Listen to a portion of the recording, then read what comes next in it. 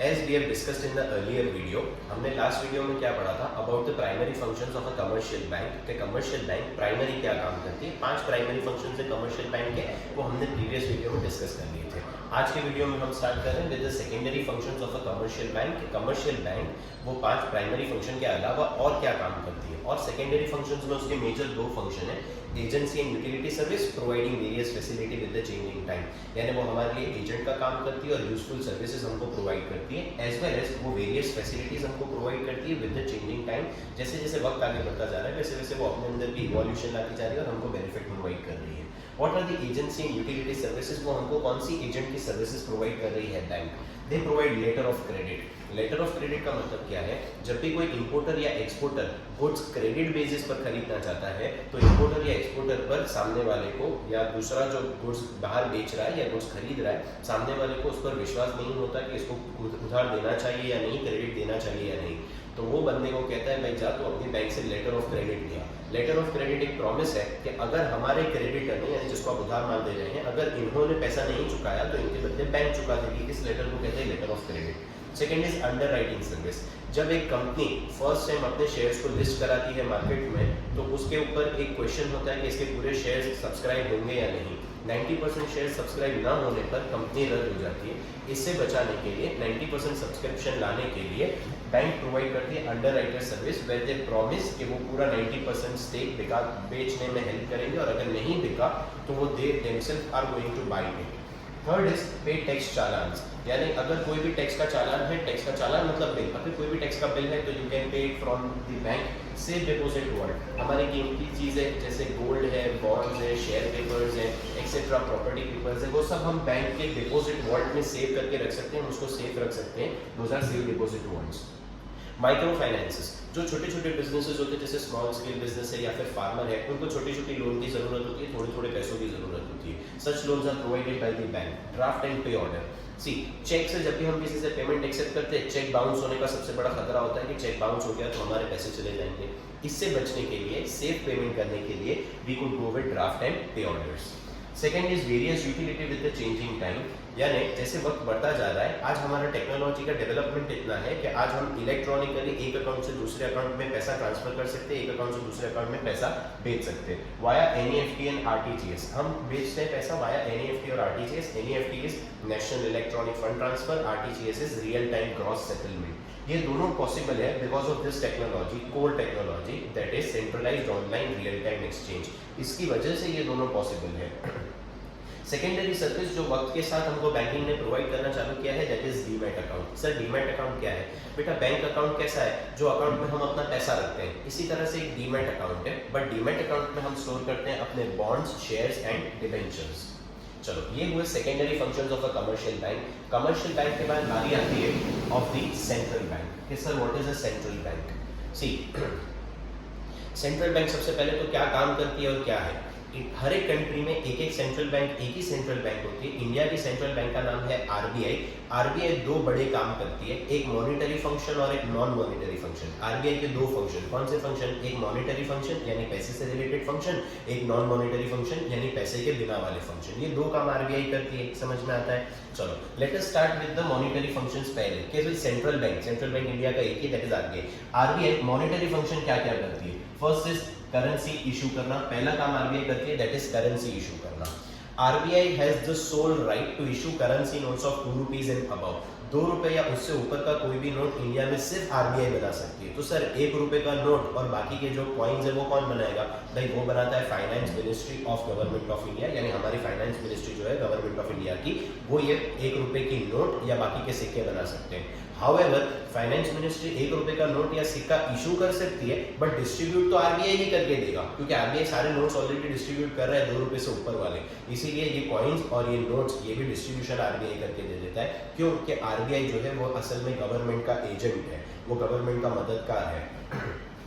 Second is banker to the government. RBI जो है वो हमारी गवर्नमेंट की भी बैंक है, यानी क्या, जैसे तुम और मैं भाई, हम किसी बैंक से बैंकिंग की सर्विस उठा रहे हैं, इसी तरह से जो हमारी गवर्नमेंट है उसको भी तो किसी न किसी बैंक से सर्विस लेने की जरूरत पड़ती होगी। तो वो जो हमारी गवर्नमेंट है, सेंट्रल गवर्नमेंट और स्टेट गवर्नमेंट, वो सीधा बेनिफिट उठाते हैं बैंकिंग का फ्रॉम दी आरबीआई। उनकी बैंक आरबीआई है, तो आरबीआई ना सिर्फ उनकी बैंक है बल्कि आरबीआई उनकी बैंक है, आरबीआई उनका एजेंट है, क्योंकि कॉइन्स डिस्ट्रीब्यूट करके के ऊपर पढ़ा ना, आरबीआई बैंक है, एजेंट है और एडवाइजर है। यानी जब मदद चाहिए, जब सलाह चाहिए, जब भी आरबीआई हमारी गवर्नमेंट को हेल्प करता है। सी आरबीआई किसके लिए काम करता है? सेंट्रल गवर्नमेंट, स्टेट गवर्नमेंट के लिए। आरबीआई बैंकर है, एडवाइजर है और एजेंट है हमारी गवर्नमेंट का। क्यों बैंकर, एडवाइजर और एजेंट है? जिस तरह तुम्हारा और मेरा अकाउंट किसी पर्सनल बैंक में है, किसी कमर्शियल बैंक में है, इसी तरह से आरबीआई में इन लोगों के अकाउंट्स ओपन है, सेंट्रल बैंक और स्टेट बैंक के। आरबीआई इनके लिए बॉन्ड्स इशू करता है और मैनेज करता है, इन लोगों को लोन्स देता है और इनके बनाए हुए सिक्के या तो ₹1 के note are distributed by the RBI.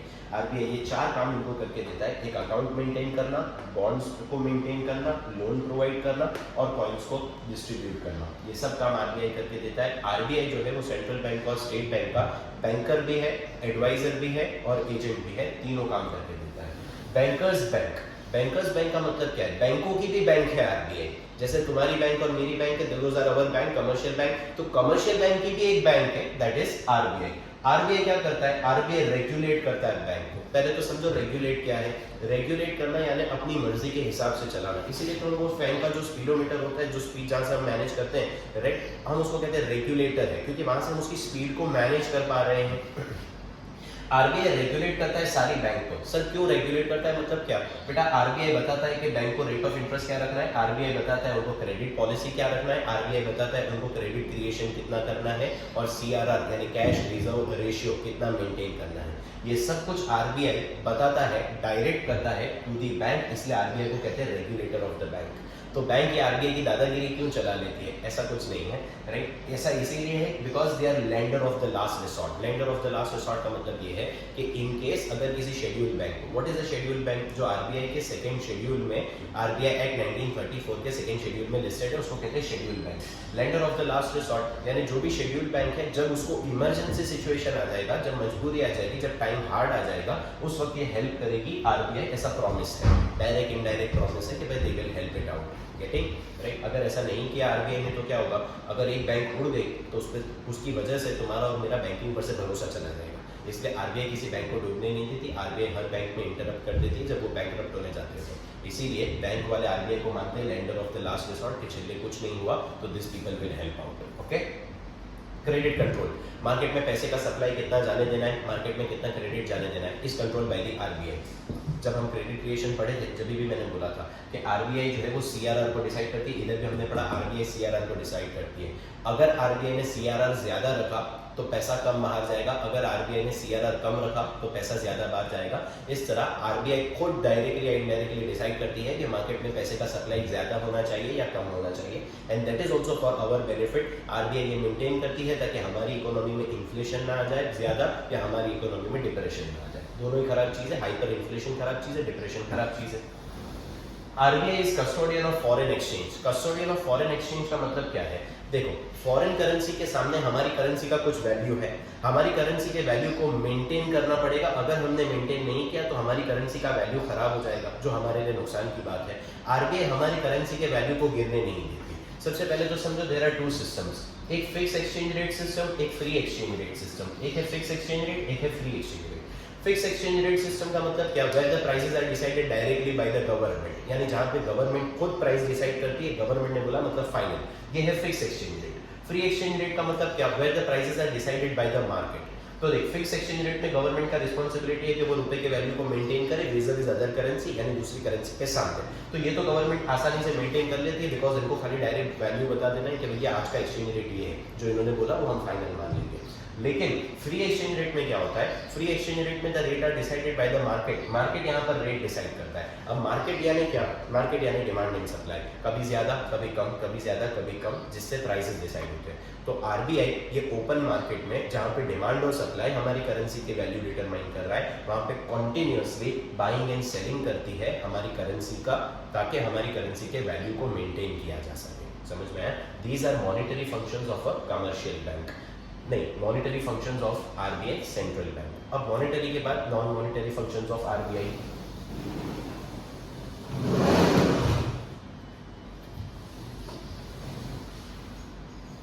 Non monetary functions of RBI, RBI पैसे के अलावा और क्या क्या काम करती है, that means non monetary functions of RBI. First is supervisory and regulatory function, यानी आरबीआई कमर्शियल बैंक को सुपरवाइज करती है और रेगुलेट करती है। ना सिर्फ कमर्शियल बैंक को, बल्कि आरबीआई उसके अलावा और बहुत सारे काम करती है। सर बहुत सारे काम में क्या क्या करती है बेटा? आरबीआई फाइनेंशियल मार्केट को सुपरवाइज रेगुलेट करती है, आरबीआई मनी मार्केट को सुपरवाइज रेगुलेट करती है, आरबीआई बैंक को बताती है कि तुमको कहाँ जाकर ब्रांच खोलना है। सारी बैंक ये चाहती है कि हम डेवलप्ड एरिया में ब्रांच खोलें ताकि उनके पास ज्यादा से ज्यादा कस्टमर्स आए, ज्यादा से ज्यादा अकाउंट खोले, ज्यादा से ज्यादा डिपॉजिट मिले और उनका बैंकिंग बिजनेस चले। हालांकि जरूरत तो ऐसे एरिया में जहां पर बैंक है ही नहीं और जहां पर गरीबी है, जहां पर अवेयरनेस नहीं है, इसीलिए आरबीआई बैंकों को डायरेक्ट करती है कि उनको ब्रांचेस कहां पर खोलनी है, ब्रांच एक्सपेंशन कैसे करना है, कहां करना है।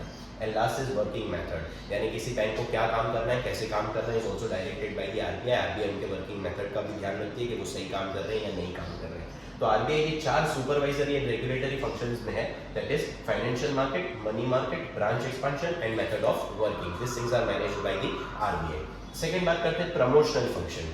प्रमोशन यानी बैंक को प्रमोट करना। सी इंडिया में सबसे बड़ा प्रॉब्लम क्या है? Many Indians do not own their bank accounts. बहुत सारे इंडियंस ऐसे हैं जिनके पास खुद का बैंक अकाउंट ही नहीं है, दे do not own bank accounts. भाई वो लोग के पास बैंक अकाउंट है ही नहीं। जिन लोगों के पास बैंक अकाउंट नहीं है, जब उनको क्रेडिट की जरूरत पड़ती है तो वो बैंक में कैसे जा सकते हैं? उनका तो अकाउंट ही नहीं है, तो बेचारों को जाना पड़ता है अनऑर्गेनाइज्ड सेक्टर में। What is unorganised sector? Unorganise sector का मतलब ब्याज रुपया मर्चे वाली जो अपन दुकान देखते, दोज आर अनऑर्गेनाइज सेक्टर, यानी उसके ऊपर कोई रोक टोक नहीं है, कोई रूल्स रेगुलेशंस नहीं है, वो अपनी मर्जी से अपने हिसाब से बिजनेस कर रहे हैं। Those businesses for unorganise sector, उनके ऊपर कोई है ही नहीं जो उनको रेगुलेट करे, जो उनको मैनेज करे। जैसा हमारी कमर्शियल बैंक है, उसको रेगुलेट करने के लिए, मैनेज करने के लिए आरबीआई है, लेकिन जो ब्याज रुपया मर्चे वाले हैं उनको रेगुलेट करने के लिए और मैनेज करने के लिए कोई है ही नहीं। दो सेक्टर्स ऑफ अनऑर्गेनाइज सेक्टर, वो अपनी दादागिरी और अपनी मर्जी फिर बेचारे गरीब लोगों पर निकालते हैं जिनके पास बैंक अकाउंट नहीं होता। जनरली वो लोग, ये लोग जिनके पास बैंक अकाउंट नहीं है, वो लोग अपना ट्रांजैक्शन कैश में करते हैं। ऑफ कोर्स कैश में करेंगे और कोई रास्ता है कि बैंक में अकाउंट ही नहीं है तो राइट, जिसकी वजह से it becomes difficult to know the national income, जिसके कारण नेशनल इनकम पता ही नहीं चल सकती। अब ये सब देखते हुए आरबीआई 3 प्रमोशनल काम कर रही है, आरबीआई 3 बेहतर काम कर रही है। एक तो लोगों को अवेयर कर रही है कि ज्यादा से ज्यादा बैंक अकाउंट खुलवाओ, जितने भी लोग हैं सबका बैंक अकाउंट खुलवाओ। सेकंड, बैंक को बोलती है तुम जाके ब्रांच एक्सपेंशन करो, यानी ऐसी जगह ब्रांच खुलवाना जहां पर वाकई बैंक की जरूरत हो, ऐसी जगह पर ब्रांच एक्सपेंशन करवाना। And third is it promote the setting up of cooperative bank, वो कोऑपरेटिव बैंक को सेटअप करने में प्रमोट करती है, हेल्प करती है ताकि कोऑपरेटिव बैंक जो है सेटअप हो सके। Last is financial inclusion and development. India ऐसा कंट्री है जहां पे डाइवर्सिटी बहुत ज्यादा है। डाइवर्सिटी का मतलब क्या? डाइवर्सिटी का मतलब डिफरेंस, यानी इकोनॉमिक डिफरेंस बहुत ज्यादा है। कहीं डेवलपमेंट बहुत ज्यादा है, कहीं अंडर डेवलपमेंट है। तो ये डेवलपमेंट और अंडर डेवलपमेंट का डिफरेंस जो है वो हमारी इकोनॉमी में बहुत ज्यादा है, जो प्रॉब्लम क्रिएट करता है आगे चल के। इसलिए आरबीआई ऐसे रिफॉर्म्स लाना चाहती है विच वुड बेनिफिट ऑल, जिसका बेनिफिट, जिसका फायदा सबको मिल सके। आरबीआई ऐसे रिफॉर्म्स चाहती है। स्पेशली आरबीआई ने क्रेडिट चालू किया उन लोगों के लिए जिनको वाकई पैसे की जरूरत है, जैसे फार्मर है, स्मॉल बिजनेसमैन है, स्मॉल एंटरप्राइजेस है, या फिर सेल्फ एम्प्लॉयड लोग। फार्मर को कोई लोन नहीं देता because they are dependent on rain, small businessman को कोई लोन नहीं देता because they do not have much money, और सेल्फ एम्प्लॉयड लोगों का कोई भरोसा नहीं कि they would be able to generate money और नॉट। ये लोगों को कोई लोन नहीं देता। बड़े बिजनेसमैन को, बड़े पैसे वाले को सब लोन देने को रेडी है। तो आरबीआई स्पेशली इनके लिए क्रेडिट फैसिलिटी चालू किया कि ये लोगों को भी पैसा मिलना चाहिए।